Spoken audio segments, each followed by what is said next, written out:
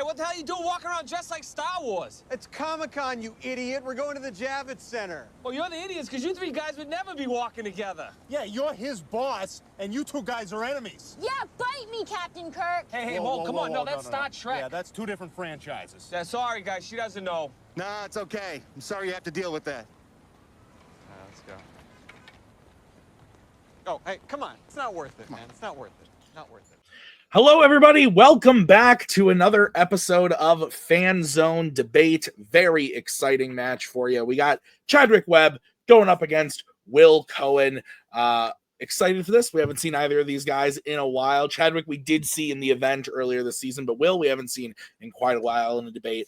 I'm excited to see these guys in the ring. It's going to be exciting. Whoever wins, well, they have a win on their record, and then I'll find out what to do with them next. But it's exciting to start out. But I'm looking forward to it. I got Kirk and Nick here with me to judge this one. Gentlemen, thank you for being here. But we're just gonna get right into it. We're just gonna do the things and we're gonna make it happen. So here's how it is going to work. We're gonna bring in Chadwick. We're gonna bring in Will, and they each drafted two categories. One from fandom, one from general movies, and then we gave them a question based on those categories. They're going to debate them tonight before our very souls. So they each get a 1 minute to open, followed by a 5-minute free form, followed by a 1 minute closing. At the end of the debate, Kirk, Nick, and I will write on our handy-dandy boards who we thought won the debate. 2 out of 3 votes will win you a point. First player to hit 3 points will win the match. Chadwick and Will, any questions? Perfect. Let's do it.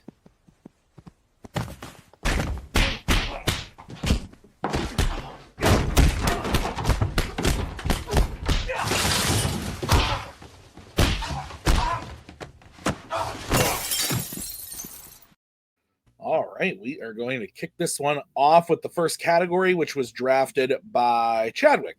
In the category of the Wizarding World, your question is, who is the best Hogwarts student character in a Wizarding World film? Chadwick, because you drafted this, you get to go first. You have 1 minute when you start talking to open your argument. I will come in to give you a 10-second warning when the time comes. Of the student characters, Harry Potter is easily the best. A great character should be given the time, complexity, thought, and care to fully develop from one thing to another. Harry is the surrogate for the audience, so we can discover the wizarding world through his eyes. We learn a lot about Harry's thoughts, fears, and desires. We see the obstacles he faces and the choices he makes on his path to become a hero.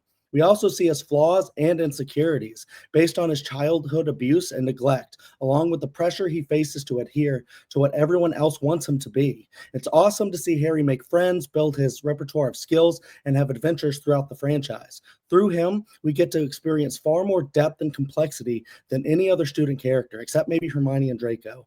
Harry has so much to deal with on top of being a Hogwarts student. But he manages to be fantastic at defense against the dark arts and Quidditch. He learns very advanced magic to find a connection to his parents and help those he loves. He also has to confront death at such a young age. He's easily the best and most interesting character. Okay, great. We're going to move over to Will. Will, you have 1 minute to open when you start talking.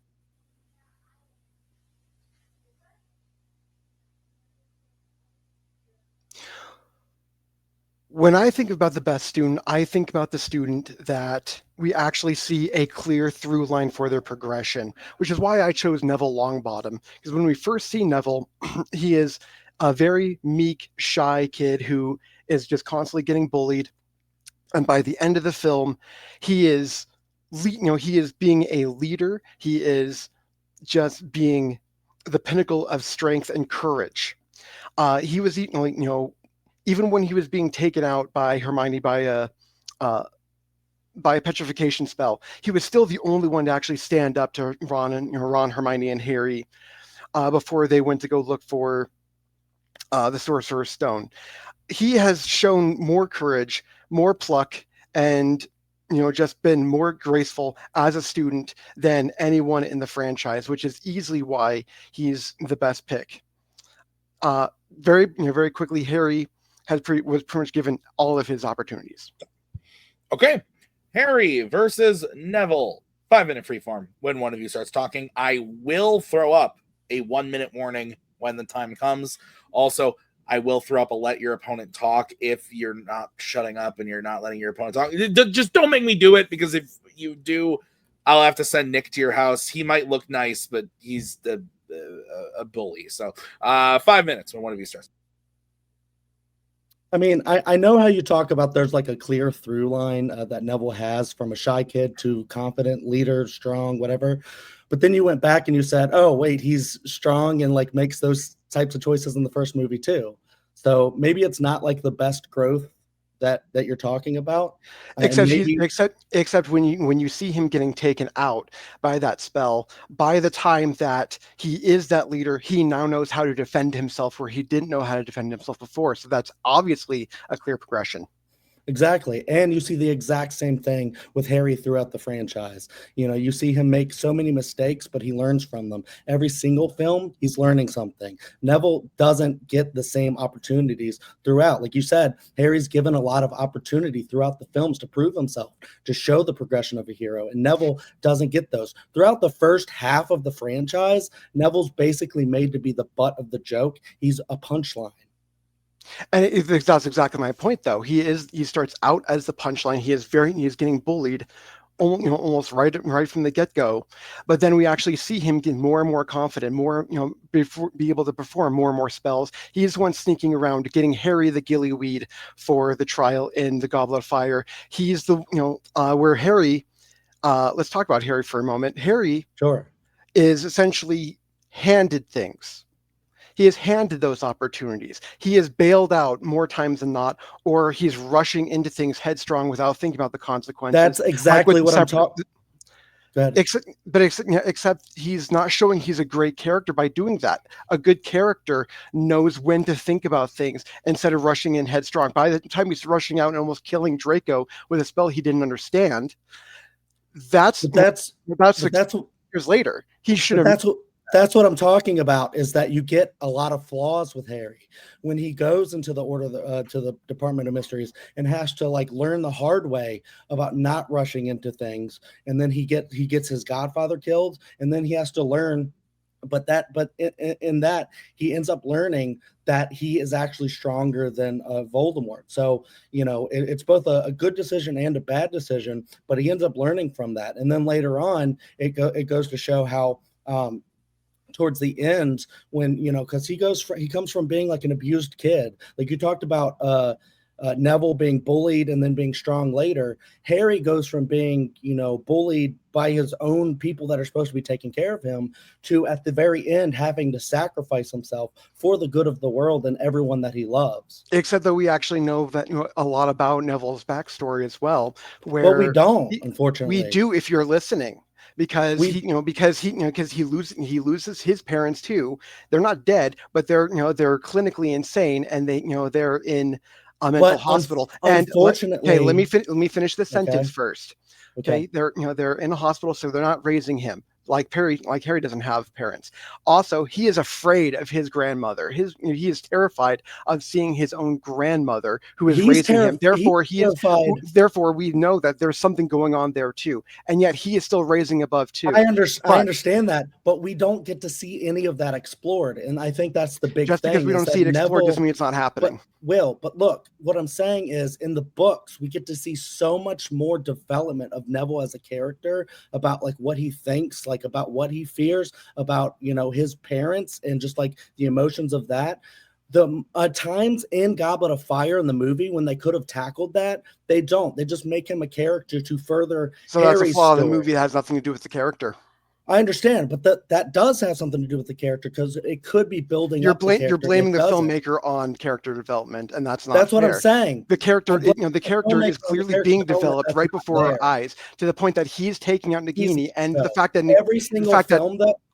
Okay, but every single film, Harry has something to do, especially in Prisoner of Azkaban, when he goes from thinking that, one of his biggest weakness is that the Dementors affect him more than anyone else. And then towards the end of the movie, he's able to master not only like one of the most advanced spells of all time, but gain a deeper connection to his family. And you actually just proved a point of mine that he is he had something to do. He is forced into these positions, and he clearly voices he does not want them. Where Neville volunteers to do I these understand that things. he is forced in that, and that makes him an interesting character because it makes him more interesting that Neville volunteers. It definitely makes him more interesting because you have to see that not only does he have to be a student in this school, but he also has to rise above all of these challenges that forced upon him. While Neville can just be like a waiter and just like, do all these random things that have nothing to do with his and therefore he volunteers to the very end. Boop, boop, boop. Beep, boop, boop. All right. Will, you get to close first. You have 1 minute when you start talking.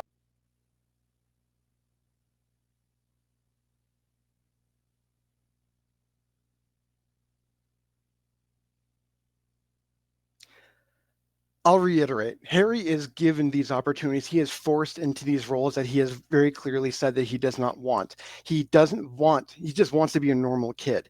And we see that throughout. But he makes so many mistakes that it's hard to come back. He can choose to better himself, but half the times he is just rushing in headstrong. He should have learned from the Ministry of Magic not to rush in and use a spell he didn't understand, but he almost kills Draco because of that the very next year. He doesn't learn from his mistakes at all.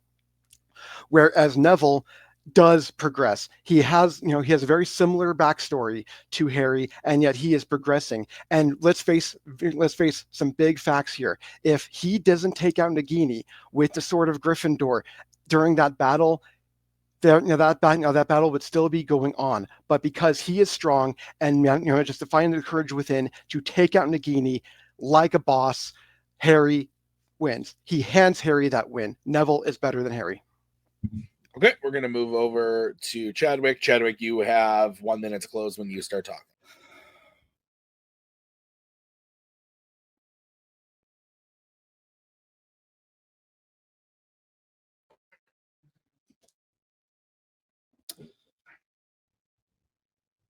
There's a lot to get into, but I feel like you're mischaracterizing Harry. Harry does learn from his mistakes. He gets his godfather killed, when he doesn't mean to, and then he has so much inner turmoil from that, and that only helps him grow emotionally. And then when he casts the spell on Draco, he feels bad about that, and then later in the last movie, you get to see that he cracks the Elder Wand and throws it away because he realizes how much power misused can be bad. And so then you get to see him actually give up his life to give up Dumbledore. Neville does a great thing, but Neville's also inspired by Harry so much. There's so many times in the movies that Neville could have been made a more interesting character by bringing up his parents, by introducing the fact that he was a part of the grand prophecy between Harry and Voldemort, but they didn't choose to do that. They made Neville a less interesting character until 5 minutes in the very last film that decided to give him a cool little moment. But every single thing in that movie, Harry's actually doing. Harry's growing throughout. All right.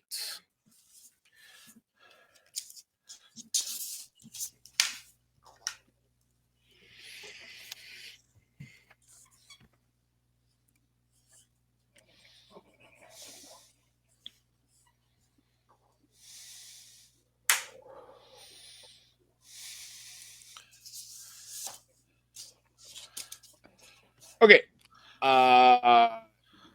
You guys ready? Okay. I am going to go first, and I'm going to go with Chadwick.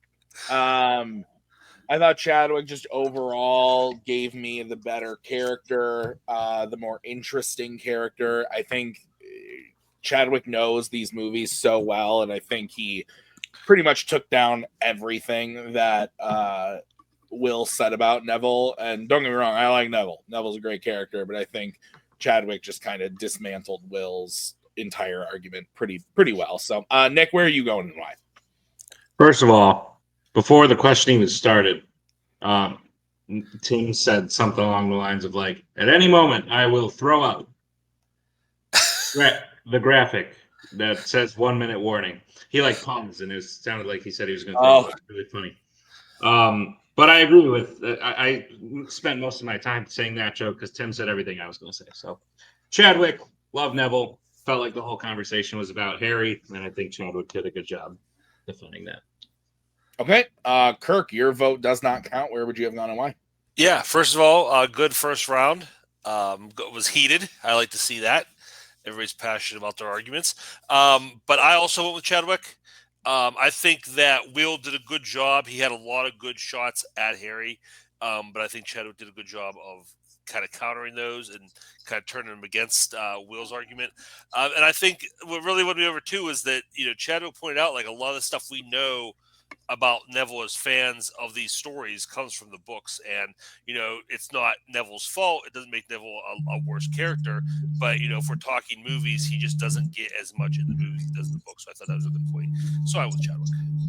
All right, that is going to be the first point for Chadwick. Then we are going to move into question 2, which was drafted by Will in the category of directors. The question is, which Rian Johnson film has the best cast? We are going to kick this off with Will. You have 1 minute when you start talking.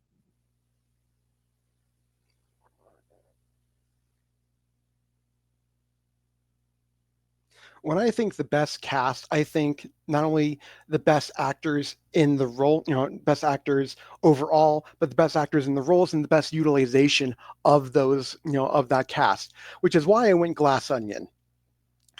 Glass Onion utilizes every character absolutely perfectly. From the just absolute stellar Benoit Blanc, played by Daniel Craig. You have Dave Bautista playing a men's rights activist. You have Leslie Odom Jr. as a troubled scientist. You have Catherine Hahn as as a plucky politician. Kate Hudson as as a nepo baby, which is exactly what she is. But then you have great cameos as well. You have memorable cameos featuring the last known role of Angela Lansbury, which is just perfect. Time. Okay. We're going to move over to Chadwick. Chadwick, you have 1 minute to open when you start talking.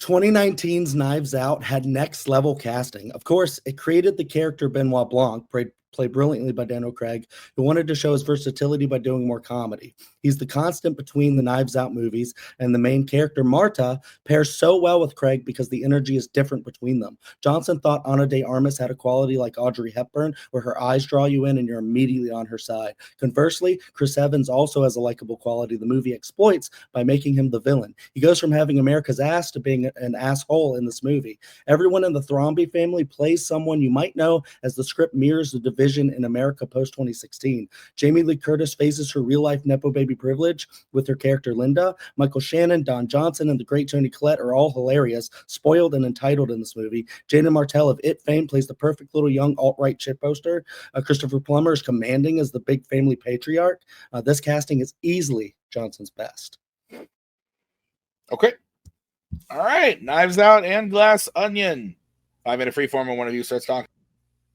So my problem with Knives Out, cast-wise, is that it pushes so many of these great character actors to basically cameos. And so we hardly get to spend any time with them. We get to see them in like the interview stage, and that's essentially it, aside from like a couple scenes here and there. Whereas with Glass Onion, we get to really spend time with them. We get to simmer with these characters. We get to talk with them. We get to spend time with them all in the same room throughout almost the entire movie, and that's a lot more compelling than what we get with Glass Onion, or with Knives Out rather. Well, I mean, I think you're kind of like not remembering Knives Out that well, you know, you do get a lot of scenes, not of just them doing the interviews, but of them talking like in the living room, talking throughout the house, and then trying to weave this narrative.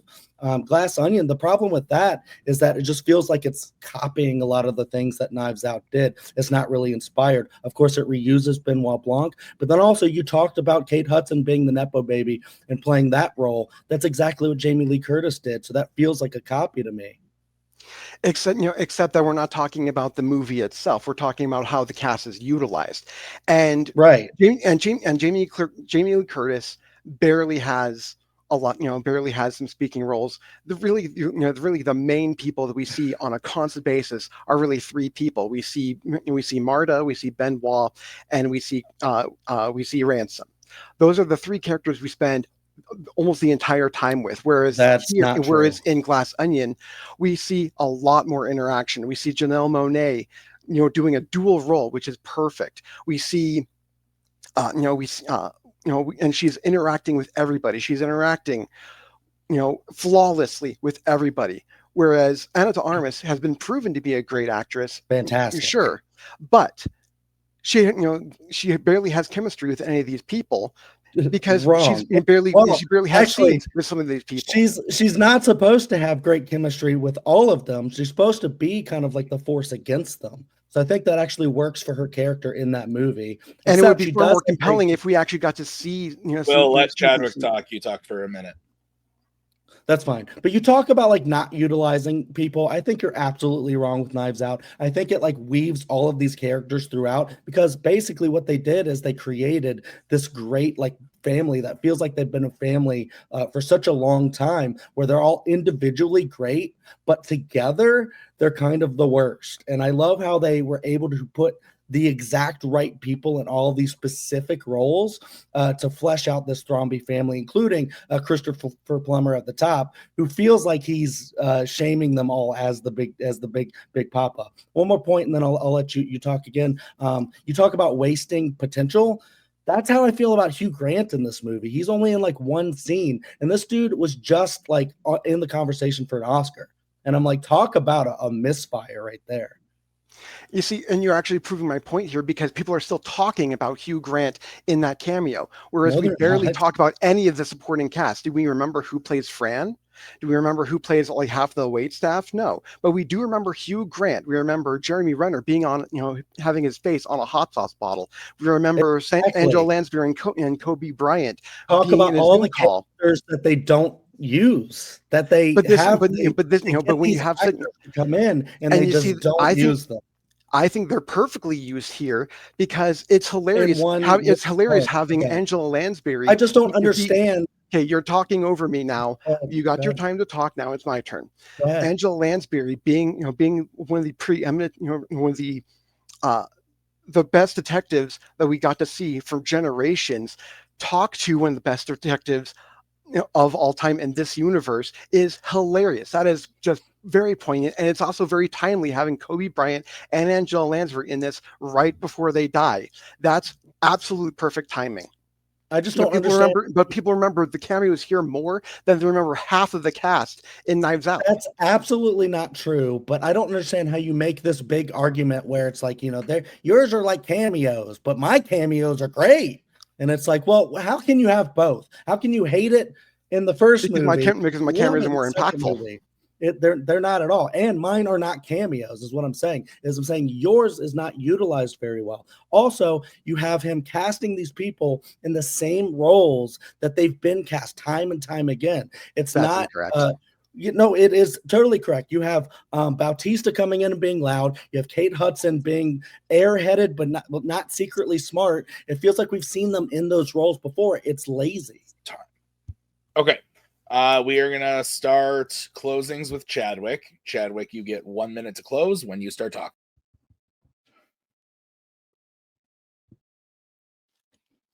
Glass Onion is a good movie. I like its writing, but the cast is not the best part, and that's not as good as Knives Out's cast. Glass Onion was gifted an already crafted star character in Benoit Blanc. He actually overshadows everyone in the cast. I don't think that's good utilization. But when Glass Onion tries to create new characters, they end up failing into the same typecast for actors, as I've said. Bautista's loud and funny. Hudson is airheaded. This could have been interesting had we just not seen them play the role so many times. I think the screenplay for Glass Onion is really good, but I'm just not sure it has the best cast. They could have even used Hugh Grant better. Let's see. Janelle Monáe is pretty well cast, but she also outshines like everyone else in the thing. Whereas mine, everyone is used to perfection, where you see this family come together and thrive and be great individually, but then also great as a collective. And to say that Chris Evans is like the perfect villain, and then you have Ana de Armas as the perfect person that you want to root for. And it's not the same for Glass Onion at all. Okay. We're going to move over to Will. Will, you have 1 minute to close when you start talking. It's ironic that he claims that Benoit Blanc overshines everyone in Glass Onion when he's literally interrupting interviews at the beginning of Knives Out and distracting people. So he's distracting everyone with his presence. So that's exactly what overshadowing is. The biggest problem is that they have all these great people and they just push them to the side for for a couple of things here and there. Jane Martell barely shows up to the point that he didn't even need to be there. Catherine Langford probably didn't even need to be here when her character is basically there to be mentioned a couple times. Whereas with Glass Onion, we get to see everyone have the conversation. We get to see everyone's reaction to things in real time in Glass Onion because they're all trapped in essentially the same room together for the length of the film. So that is adding to the tension, that's adding to the buildup. And no one is being overshadowed. Everyone is just perfectly here. The cameos are very well timed. Everything is flawless. Okay.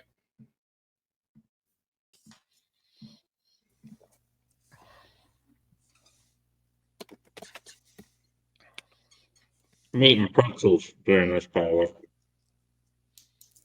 You're not talking. You can eat salty. Indeed.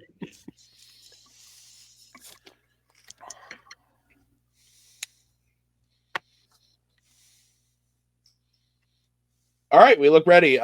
Kirk, you're starting. Okay. I went with Chadwick again.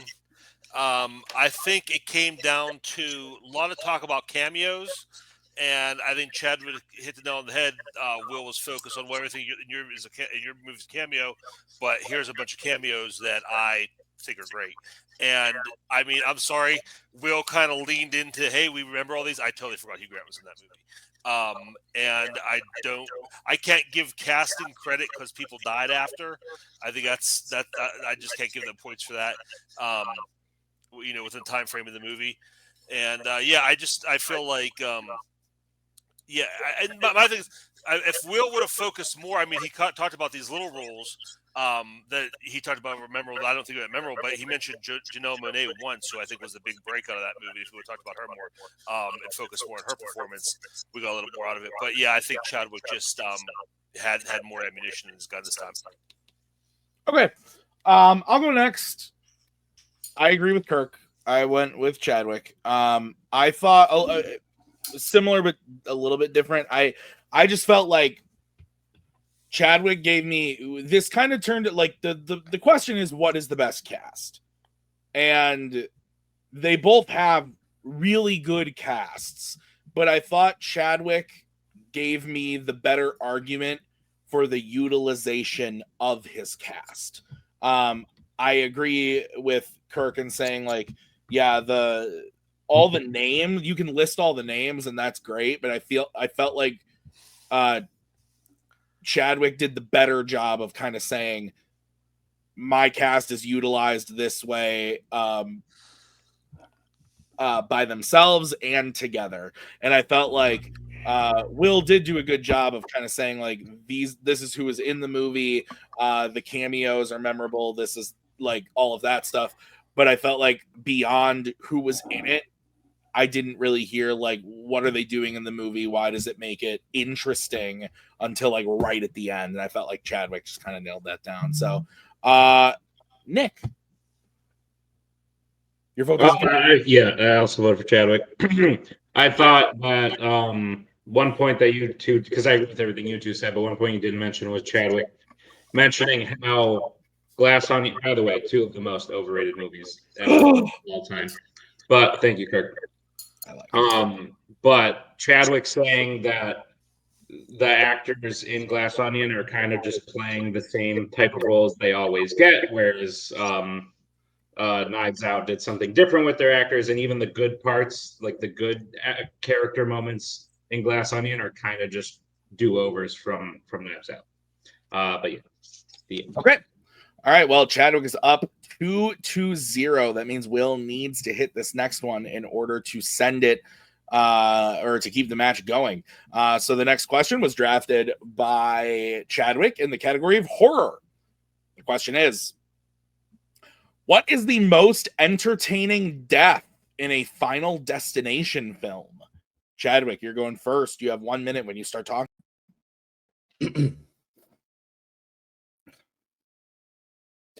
The Final Destination franchise was built around death scenes that feel elaborately constructed. There's a setup and payoff, but you don't always know what the payoff is going to be. Most of the fun comes from seeing the dominoes fall, kind of like the videos online where people set up elaborate domino sets and knock them down. In Final Destination 3, Ashley and Ashlyn go tanning. These are not your favorite girls. They are vain, dense, and rude. They insult people and call each other bitch. They tell the manager they can get ready themselves, and they proceed to ignore safety rules, fuck with everything, and inadvertently set up their own death trap. They get naked, which is a plus, and proceed to tan. They dance and sing to Love Roller Coaster while everything goes to shit around them. They turn up the temperature in the room, which causes the loose shelf they broke to lock their beds closed. Each little glimmer of hope fades, and everything that can go wrong does. And they end up burning alive in their beds, which match cuts to their coffins, which is a hilarious moment. It's brilliantly constructed. This is the type of shit that makes the Final Destination movies so fun. Time. All right. We're going to move over to Will. Will, you have 1 minute when you start talking.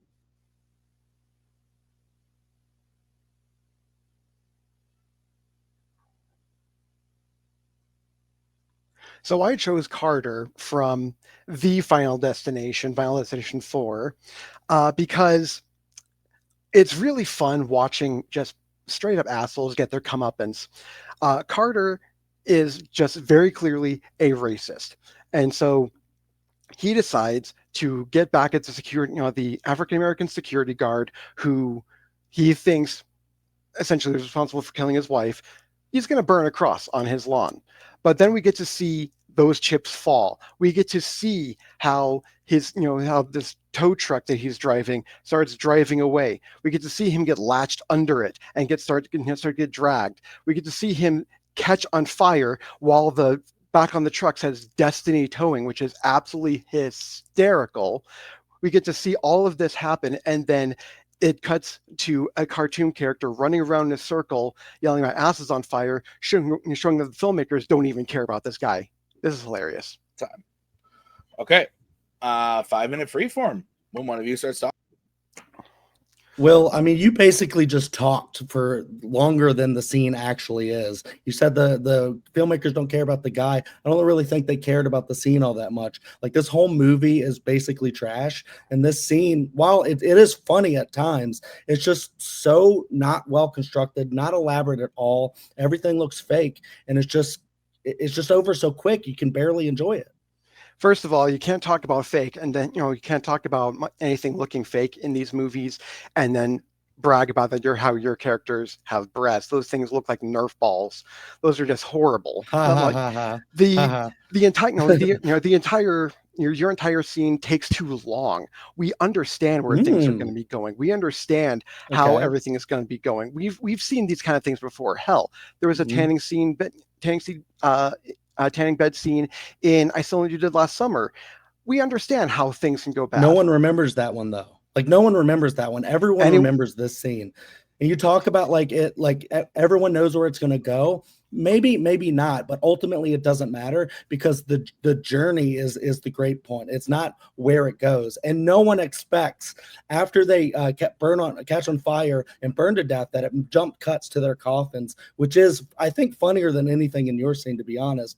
But if you look at it, the levels that they went to actually get stunt doubles to like set themselves on fire like that has so much care in it that you really appreciate it, and that's what you're enjoying, is because it looks super real and effective.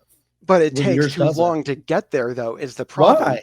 It, all they're doing is just laying there. They're not even dancing. They're just singing there, and they're humming or kind of singing along to the song. It's like, okay, but we know what's going to happen. We've watched two other films where action just happens like this, and this is just taking so and long we don't know what yours is doing.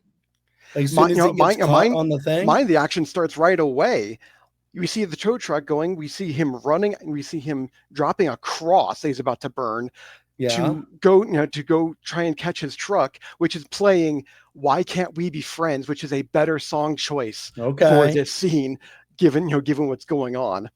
That makes it more entertaining. Then we get to see him get dragged while being burned while his truck says Destiny Towing. That is hilarious. That is you already said that. The unpredictability of my scene makes it more entertaining than yours. I don't think that yours is more unpredictable than mine. I think you're mischaracterizing mine, is because you get to see all of the setup for mine. For yours, it happens so quickly. There's no setup. There's no patience. There's no care to it. Like you say, mine's just too long. I'm like, mine's elaborate. Mine is the type of kill that you go to see Final Destination movies for. No one apparently has seen the new trailer for the 6th movie that's coming out, but that trailer was like a 2-minute trailer with just a death. And those are awesome. That's what people love to go see, is because we want to see the elaborate setup and the build to the big finish. You're right. That's exactly what this gives us. You're right. We do want to see an elaborate setup, and there's nothing elaborate going on in your scene.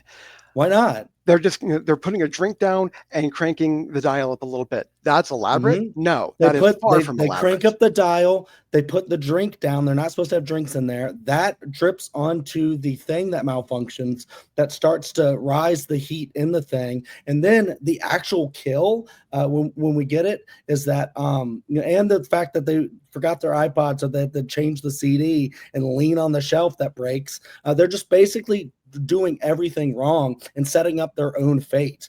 And then when you actually get to see, there are deaths in Final Destination 3 that are far better. And there's one, and because let me talk, because the reason why they're better is because they're more unpredictable. The scene in the warehouse, where the woman gets killed by a nail gun. That setup is so much more elaborate, and it adds so much more buildup. This, it's like, okay, well, then why didn't you pick that two annoying girls to get killed? Why didn't you pick that kill if that's so cool? It's not because my one is easily better. No, both of the kills, that kill and the kill that I mentioned, are better than yours. And then you look at your film too. You mentioned one in mine that's better than mine. That's not. You talk about like the pool scene where he gets his butt like sucked out of the pool thing. More people talk about that way more than they talk about yours. No one talks about the the pool scene is another one that just takes way too long because it's a simple setup. Whereas this one, there's so many moving parts. That's what people it's far more elaborate and it's far more entertaining, especially since mine has a better soundtrack choice. Yours has the better song. I disagree, but it doesn't matter. It doesn't matter. Strike it from the record. We're going to start with Will on this one. Will, you have 1 minute to close when you start talking.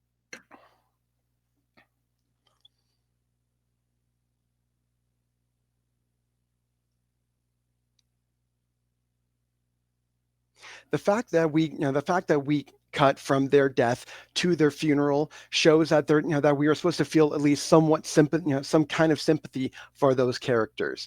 So as annoying as they are, as vapid as they are, at the end of the day, we're still supposed to feel bad that they died. Whereas in my scene with Carter, with him dying in this horrific death, where there's actual witnesses, which even makes it even more entertaining watching these people witness this death in real time, and then having a cartoon character run around going, "My ass is on fire, my ass is on fire," which is exactly what he was yelling at as he was being dragged by a Destiny towing truck, which is just brilliant juxtaposition, while hearing "Why Can't We Be Friends" as he's about to try and burn a cross. I'm sorry, all of that makes a far more entertaining scene than waiting and going back and forth to eventually watch people burn to death, which we knew was going to happen in the first place. Okay, let's move over to Chadwick. Chadwick, you have 1 minute to close when you start talking. I don't even know if Will has seen his scene that many times because there's nobody there that's witnessing this thing. He's alone, being dragged down the street. That's it. And it's over like before it even starts, really. It doesn't take that much time at all. It's really lazy. It's in a really bad movie that doesn't know how to handle its characters or its death scenes because none of them are elaborate. None of them are great. He says mine's drawn out. Mine's not drawn out. Mine is awesome. Mine takes its time to set up and give you something, build tension, give you the match cuts to the coffins, give you. I mean, Will's got nothing here. He basically had to spend a lot of time making jokes about their boobs, which is really weird thing to say in a debate. But he did it anyways because he didn't have anything else to say. And he talks about the racist guy dies. Okay, so if someone goes up and shoots the racist guy in the head, that's a better scene automatically than mine, just because, and these girls are dumb and they set up their own fate. All right. That was crazy. Woo.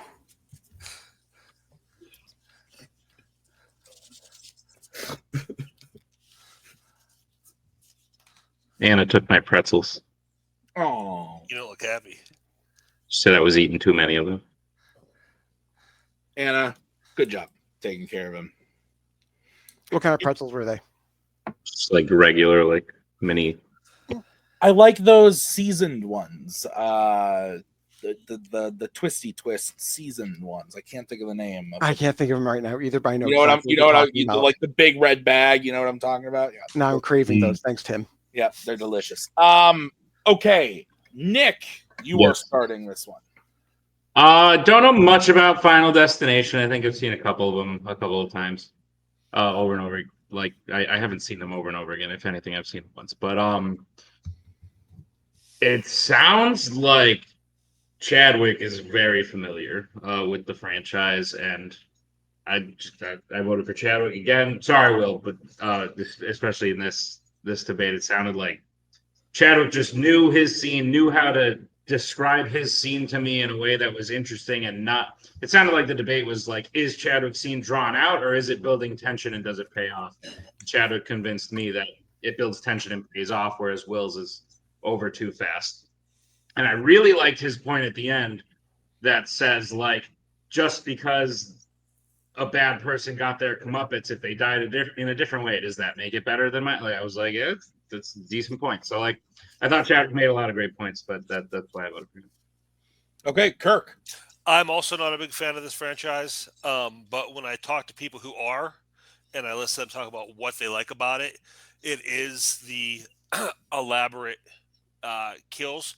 Sorry, Will. I also went with Chadwick because I think one interesting thing happened in this fight. Will said at one point, "Well, your scene is not elaborate," and that gave Chadwick the opening to explain why his scene was elaborate. So I think Chadwick took really good advantage of that opening Will gave him there, and he was just talking about like the stuntmen and the behind the scenes stuff, and I think like Tim said, or like Nick said, Chadwick just seems really familiar with what's going on here, and his argument had just had a lot more meat on the bone.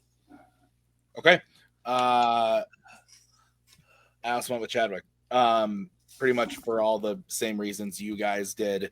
I thought that this is one of those situations where, yeah, I feel bad for Will, but I agree with you guys. Like, I thought Chadwick just clearly knowledgeable on the franchise and what kind of makes those scenes entertaining. And I actually like Will's scene. Like, I've seen these movies too many times. And I actually like Will's scene a lot, but in the argument, there wasn't enough given that made it sound better than Chadwick's. So I did go with Chadwick, which means your winner by way of knockout is Chadwick Webb. We're going to start post-match interviews talking to Will. Will, not your best day, unfortunately. It just kind of came down to that. But Nick, look. I thought Kirk was Chadwick still, and that you took out the wrong person, and I was like having a stroke. So apologies. Okay. But Will, how are you feeling after the match? I know it wasn't the way that you wanted today to go, but how are we feeling? Well, this is the first debate I've had in a while. Well, in any league, because I used to debate in another league as well, and that league kind of went tits up.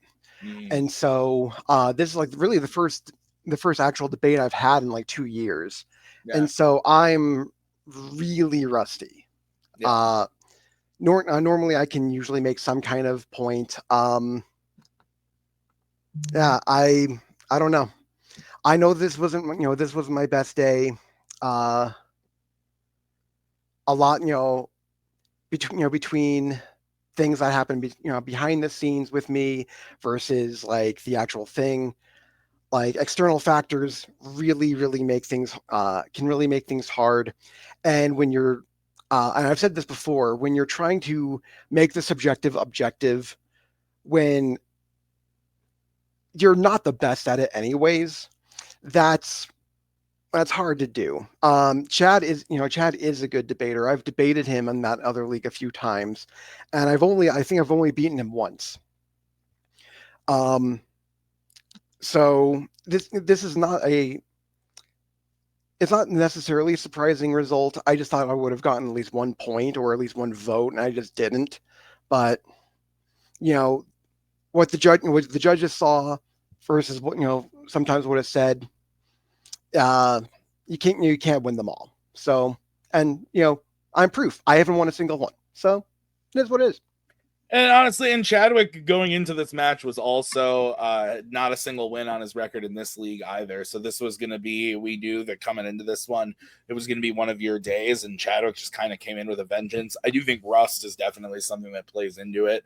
So even given that, Will, I think you still played really well today, and I have no doubt that the next time that you're here, later this year or whatever, it's gonna be much better than today, and I still think you did good today. So I mean, if I'm able to get another match this year, then I'm already ahead of the curve. That's fair. Well, congrats on a match well played. We'll see you next time. As we bring in the winner today, Chadwick, a few things to go over for you, but first off, I kind of just want to get your feelings. There was a minute there where we might not have even shot this today. We were supposed to do this a week ago. I had something come up. You're under the weather. Nick's under the weather. Will's under the weather, it sounds like. So everybody's sick.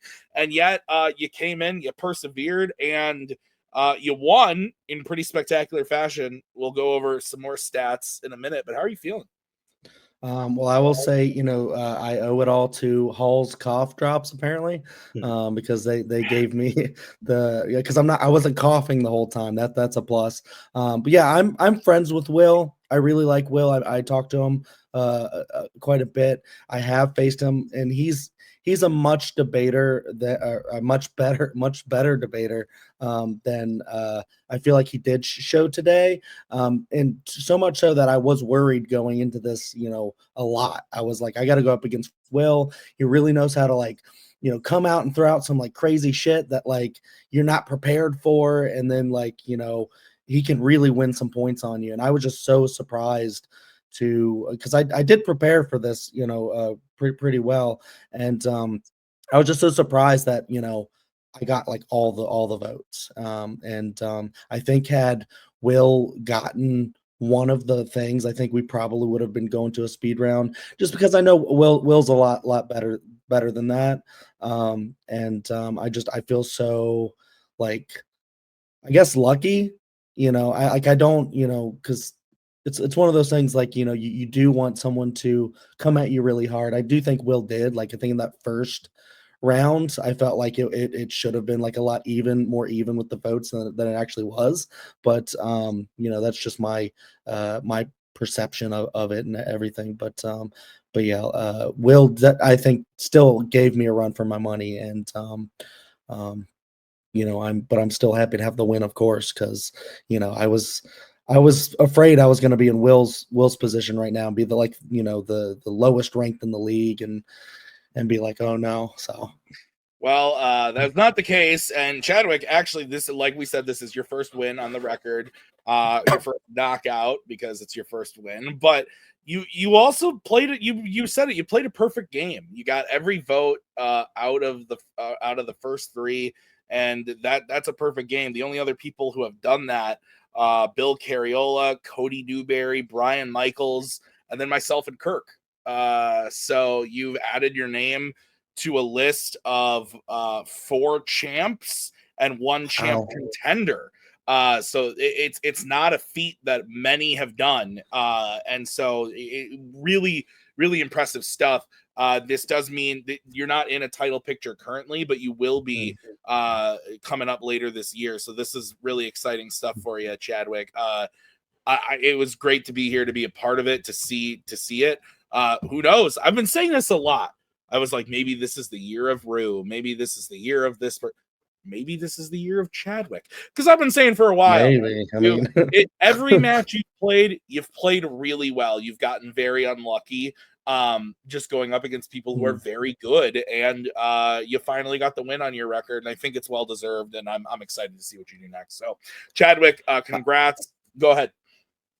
I was just going to say, I will say the fact that I didn't have to go to the speed round was a plus. Yes, most people enjoy that. Chadwick, congrats on an excellent match. That's going to do it for us today at Fanzone Debate. So thank you to Kirk and Nick for judging this one with me. Thank you to everyone else behind the scenes, like Brian and Mark, who helped run this shindig. I have been Tim. We'll see you guys next time with another match. Coming up next week, we got Andrew Barr going up against Amaru Moses in the contender match. Going to be very exciting. So we'll see that next week. Thank you for watching. Bye. There we go. Thanks a lot. Come again.